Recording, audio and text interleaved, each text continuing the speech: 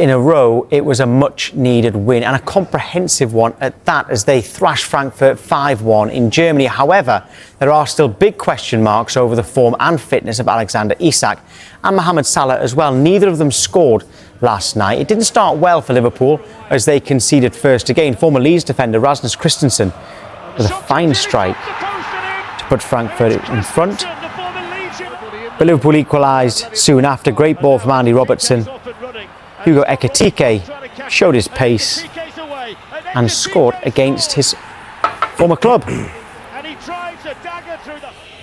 Virgil van Dijk headed in a corner. Liverpool in front in a game for the first time in a month. And just before half-time, from another corner, Ibrahim Konate made it 3-1. Powerful header. And in the second half, Florian Wirtz produced a great cross, which set up Cody Gakpo. And Liverpool saved their best goal until last. Dominic Szoboszlai arrowing an effort into the corner of the net to make it a European night to remember. You feel like, yeah, there must be a moment where he can play twice a week, and the first time we try, he did this in Sweden as well, but the first time we try, he has to go off. And let's hope that is not that bad, but he has to go off because he felt his groin.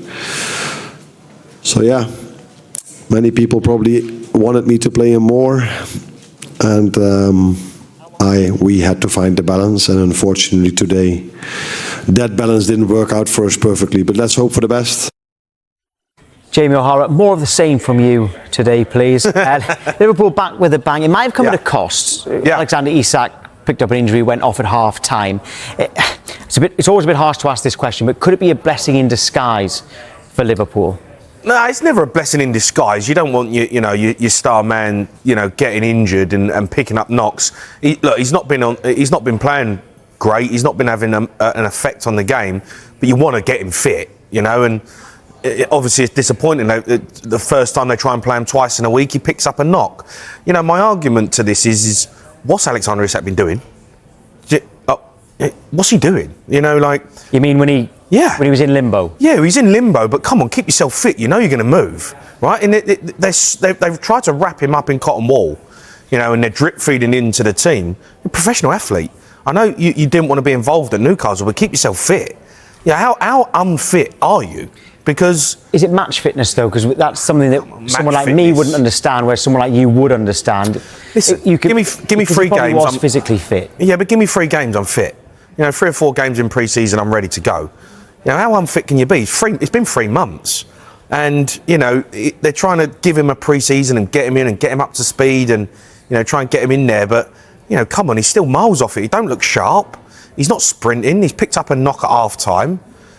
Disappointing really, because as a player, he wants to go and make that move to Liverpool and hit the ground running. Look at Ekitike. He's come in here, he's flying, he's fit, he's sharp. He's sprinting distance. He's amazing.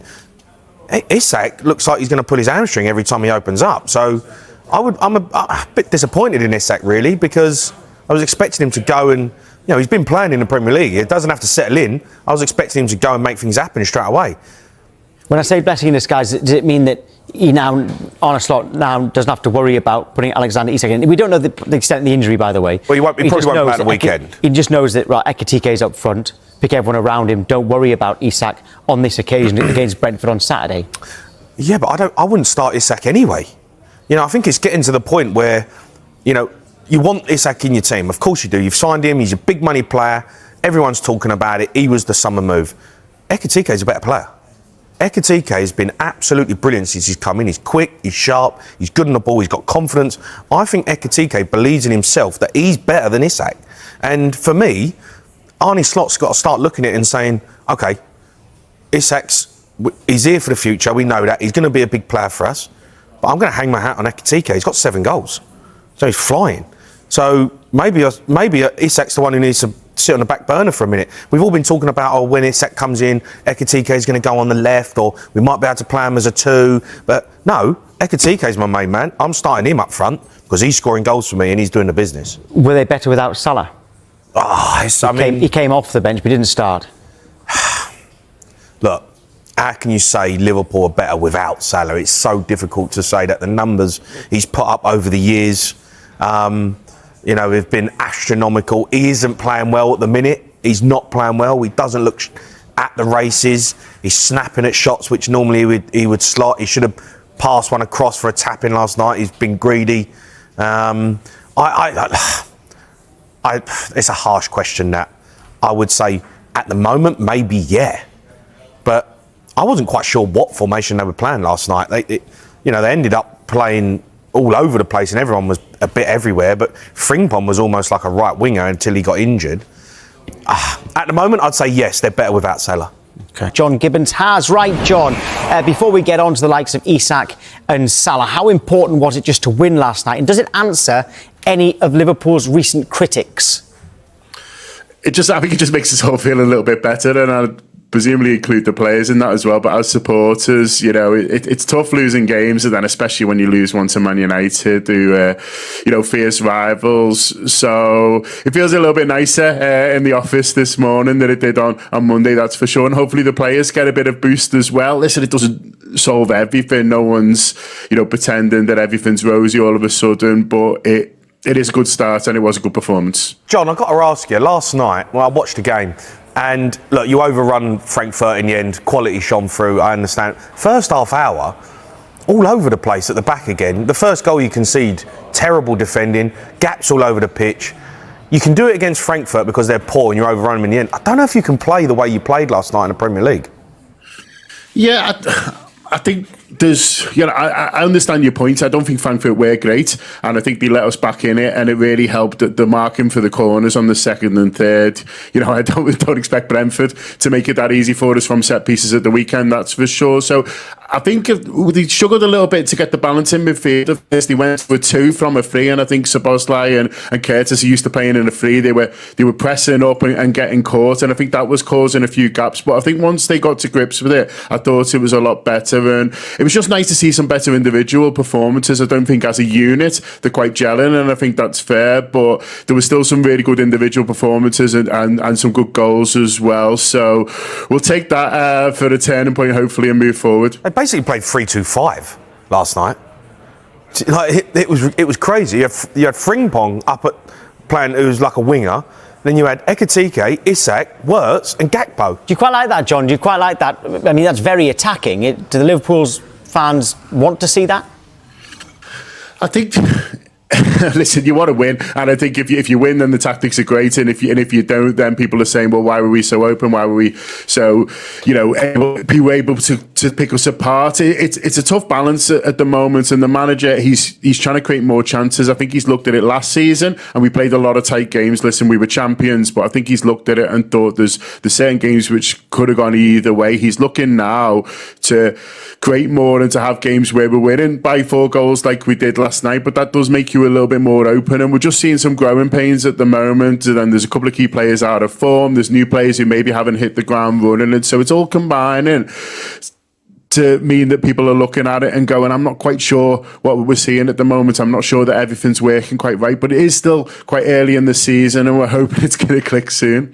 Yeah. We're doing a poll right now, actually, John, and the question is, are Liverpool better off without Isak and Salah in the starting 11? We've heard Jamie's views on that. Right now, would you say you are better off without them? Not when they're fit and firing, because we know that they would be in any team. But right now, would you prefer to see them not starting? I think it's 2 separate ones for me. I think Ekitike has been really unlucky not to start more. His last start before this one was Everton, and we won that game. He scored a great goal. Yeah, then he gets himself sent off coming off the bench against Southampton. So it's his fault he doesn't play against Crystal Palace. But since then we've not seen him, and I think we're a better team with him in it. He's scoring the goals. He's the form man, and so I think that number 9 shirt should be his at the moment. And obviously with this little injury for Isak, then he's got an opportunity to grab it at the weekend, and we all hope he does. I think he's a brilliant player. He's done well. And like I say, I think the manager might look at the last 4 games that we lost and think, should he have started a couple of those? I certainly think he could, but he'll start on Saturday, and hopefully we see another goal from him. Salah, I'd always put Salah in the team, and he'll come good, Mo Salah. I think at the moment he's looking a little bit lost, but I think if he'd have started last night, we'd have still won the game sort of comfortably, and hopefully he would have got a goal. Well, maybe he would have got a goal, and that would have made him feel better. So you pick Mo Salah, you back Mo Salah. He's been Liverpool's best player in the last 10 years, in my opinion, and you saw what he offered last year. All that hasn't disappeared, and so I'd certainly rather have Mo Salah in it. And I think if you ask a few Brentford fans on here, do you want to see Salah in the team on Saturday or on the bench? They'd say on the bench. Yeah, good point. I mean, on our poll, by the way, 75% of people are saying that it's best to drop. Wow. Isak and Salah, which has surprised me a little bit. We have had a voice note from a Liverpool fan called Chris talking about Mo Salah. I'd play Salah at the weekend against Brentford, but I don't think Slot should be scared to drop him if he's not performing. Yeah, which I suppose is what a lot of people have been saying. Keep your voice notes coming in, by the way, and anything we're talking about on the show. In terms of Liverpool, is he undroppable? I think that's one for John. Is he undroppable, John? I mean, I guess he drops him last night, doesn't he? He's on the bench, and so that's the second Champions League game in a row. There's a difference between resting and dropping, isn't there? Well, it's semantics. It's how the manager tries to sell it. I mean, if you ask him, I think he'd say he was dropped. Mo Salah doesn't feel like he needs a rest. You'd be surprised to see him out for an extended period. I think that is fair to say. And, if he don't play against Brentford at the weekend, he's been dropped. It's a big story, isn't it? It's a big story if he doesn't. I think he almost is undroppable if you want to use that definition, because he's such a huge player and he's such a moments player as well. And we've all seen Salah do nothing for 88 minutes, and then suddenly he carves someone open with a brilliant pass and we score. And also as well, you think, well, who else is going to play on that right hand side? Yeah. He brought Frimpong to do a little bit there. He's just got injured. Yeah. Chiesa, he doesn't want to start for whatever reason. He likes him off the bench, and so at the moment, I think he is, but. As I say, I'm backing the manager on it. I'd much rather him in the team than not. I'm not on X, but I hear that you were critical of Arne Slot after the Manchester United defeat on Sunday. Yeah. Change your tune now, haven't you, John? Why was that? Because you have just said you back the manager. Yeah, because listen, I think we were all hoping for after that international break to see something completely different, and we were all hoping to see it, and then we don't. Supporters are passionate. We get frustrated. You lose to Manchester United. It's your head's on Mars, isn't it? That's how you are as a football fan. We're all got that within us. But I've always thought he's a fantastic manager. I just thought we were going to see something different after that break. And then picking the same team surprised me. And then losing late to Manchester United and seeing their fans celebrating just isn't a nice feeling. But listen, he's won the league. He's come in and done it. And I'm sure he'll get it right. He will get this team right. It's not quite there yet, but listen, you speak to any Liverpool fan, they're backing him to do the job. What could he have done differently in that international break? If he came back and picked the same side, etc., what did you want him to be doing, given that he probably didn't have many of his players? Well, it's a balance, I think, between... Do you pick players who are in form, or do you pick players who've got a very high ceiling, who've done it for you in the past but are out of form and a little bit? And it is hard.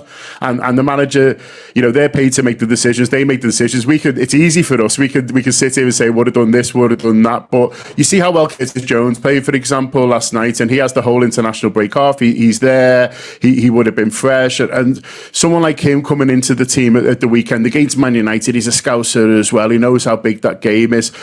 Playing him rather than someone like Alexis McAllister, for example, who's a fantastic player but is so out of form at the moment, just felt like one's like that, a little bit of a strange one. Ekitike, like I say, you see his quality, but he's on the bench again, at the weekend. I think it was just a little bit puzzling for me and a few of us that he stuck with that. But then the other side to it is he knows how good McAllister is. He wants to get Isak fit and he wants to get him, firing. And so do you do that with them on the bench? As I say, it is difficult. And listen, I get frustrated, when we lose to Man United and we see it. But I do accept that the job is hard and he's having to make these decisions.